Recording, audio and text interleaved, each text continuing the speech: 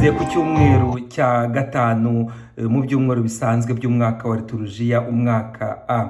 Urugendo rwacu rurakomeje kandi na Yezu Kristu aragenda adufasha atugaburira umugati w'ijambo rye n'umugati w'umubiri we, cyane cyane mu misa.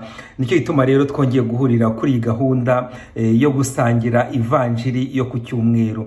Murabona ni umutwe wa gatanu w'ivanjiri uko yanditswe na Matayo, ukomeje ku cyumweru gishize twabonye amagambo meza, amagambo yarebaga les beatitudes, tuyifata nka style, tuzifata nka style zo kubaho mu buzima bwa gikristu, dutera amahoro, tuba abanyampuhwe. Ibyo byose ni ibintu biranga koko le style de la vie chrétienne, bwa buzima nyine twahawemo impano na Yezu Kristu waducunguye. Ubu rero mu gice cya kabiri kiriya chapitre, Yezu yongeye kuza atubwira ko turi umunyu w'isi, tukaba n'urumuri rw'isi.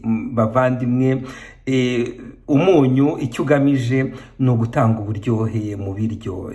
Na Yesu bivuze ngo igihe umunyu utakifitemo uburyohe, nta kindi uba umaze usibye kujugunya, hanyuma abahisi n'abagenzi bakawukandagira.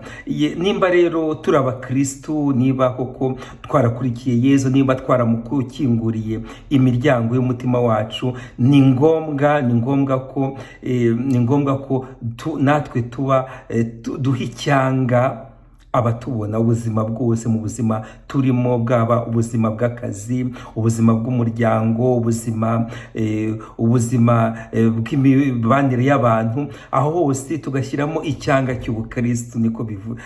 Nicyo Yezu Kristu ashatse kutubwira. Muri umunyu w'isi dutanga icyanga, kandi ntabwo icyo cyanga dutanga ntabwo ari icyanga cyacu, ahubwo ni icyanga Yezu Kristu yadushyizemo, kuko adutuyemo.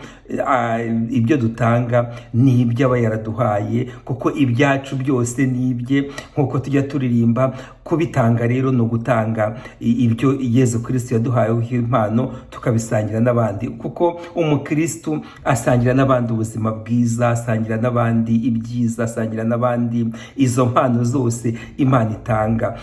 Dutange rero icyanga, turebe niba koko ubuzima bwacu bwa gikristu burimo butanga icyanga aho tunyura, mu bo duhura nabo, mu bo dukorana, mu bo duhurira mu miryango runaka, mu bo Imana idutumaho cyane cyane, kuko buri wese aba afite ubutumwa Imana imutuma.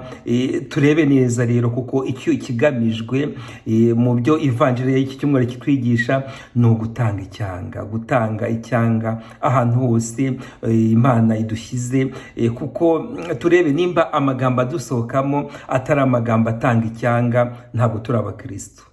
Niba imvugo zacu ari imvugo zikomeretsa, ntabwo turi abakristu, kuko imvugo zikomeretsa, imvugo zitanya abantu, ntabwo zakubaka, ntabwo zatanga icyanga mu bantu.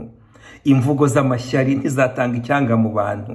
Imvugo z'ubwirasi ntabwo zatanga icyanga mu bantu. Bavandimwe rero turebe kuko ibyo byose nibyo bituma ibikorwa byacu bya gikristu bigirira abantu akamaro, bityo tugahinduka urumuri rw'isi, kumurikira cyane cyane abari mu mwijima w'urupfu, batamenye Kristu. Kuko nimba twebwe twaramenye Kristu, dufite inshingano zikomeye zo kugenda dushayininga, tumurika hose aho tunyura. Kandi na babandi ahari bashyize urumuri rwabo munsi y'ikibindi, uyu munsi muri iki cyumweru ni ukwikubita agashyi. Noneho buri wese akibaza ati, mu bikorwa byanjye ninde murikira? Ninde nagaruye mu bukristu? Ninde nakomeje mu bukristu binyuze mu bikorwa byanjye? Ubwo rero iki cyumweru ni icyumweru cy'ibikorwa bigaragarira buri muntu wese, atari ukwishyira ku karubanda cyangwa kwirata tugira ngo hari ibyo dufite birushije abandi, ahubwo twumve yuko ibyo dufite byose tubisangira na bagenzi bacu, cyane cyane tubamurikira tutabamurikira ku rumuri rwacu, kuko urumuri rwacu turukura kuri Kristo. Ni nk'uko ukwezi gukura urumuri rwako ku zuba, natwe rero Kristo ni izuba ryacu, tumukuraho urumuri, hanyuma urwo rumuri ntiturwiharire, rukagaragarira mu bikorwa bya buri munsi, kandi ibyo bikorwa bikagera ku bantu bose, abantu bose bakabibona. Maze rero bavandimwe, nk'uko bisanzwe, mugende murebe ivanjiri y'iki cyumweru nuko yanditswe na Matayo ku mutwe wa 5 kuva ku murongo wa 13 kugera ku wa 16. Sanzwe mbivuga mu tuyihuriremo, tuyisangire kuri za social media, hanyuma twese tugaragarizanye ukuntu ibikorwa byacu bigenda bimurikira abantu, ibikorwa dukora kubera ko turi abakristo, kubera ko twayobotse Kristo, kubera ko twamwimitse mu mutima wacu, akaba koko umwami w'ubuzima bwacu bwose.